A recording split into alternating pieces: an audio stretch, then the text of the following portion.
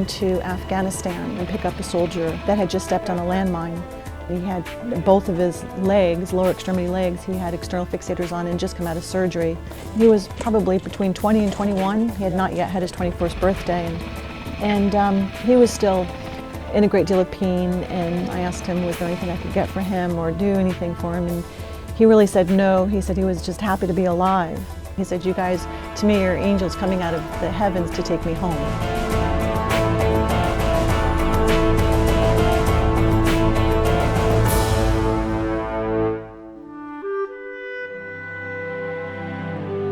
They need to know that we're going to be there for them when they need it.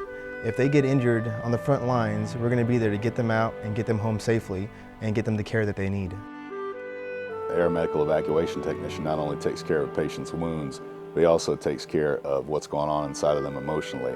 These guys are coming from traumatic situations where they've been injured and possibly have seen their friends injured or killed. And so part of our job is to actually comfort them along the way. We moved approximately 1,400 patients per month. Though I'm not a clinician myself, there's nothing more awesome out there than being able to oversee that patient movement system and to make sure that those patients get moved to the right place at the right time. The idea that you're doing something to help somebody, however small it is just really satisfying, whether it's holding someone's hand or, bandaging or providing breaths for that person, ventilating that person, whatever it is, there's nothing greater than helping somebody out.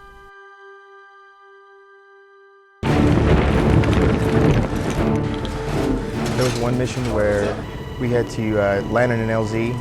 There was still a firefight going on. I picked up the patient, carried him back to the aircraft, loaded him on the aircraft. He had sustained several injuries. He had a broken pelvis, broken femur, losing a lot of blood. I had to start an IV, kind of stabilize some of his injuries.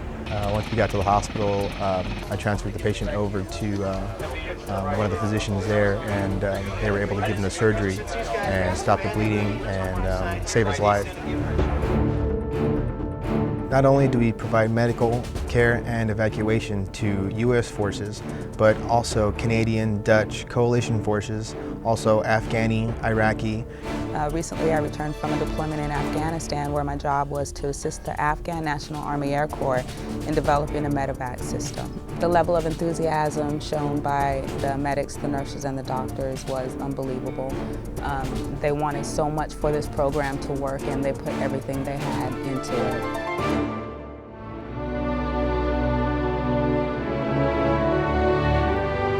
As a reminder to ourselves and everyone that was on our airplane, my crew and I, we would actually hang an American flag up in the aircraft on every mission. So just to remind everyone why we were there, why we were all taking care of each other.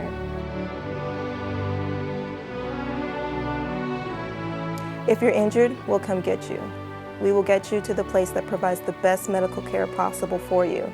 Whatever it takes, we'll do it. We get to take somebody who's been injured or sick on the other side of the world and reunite them with their families. One of the best parts about this job is the sense of satisfaction you get from transporting casualties out of the combat zone. Those guys appreciate it, and they let you know they appreciate it. It has just been an absolute honor to do a job like this. As a nurse, to know that I get them out of harm's way along with the crews that I fly with, as well as possibly being able to take them home, is the best feeling ever.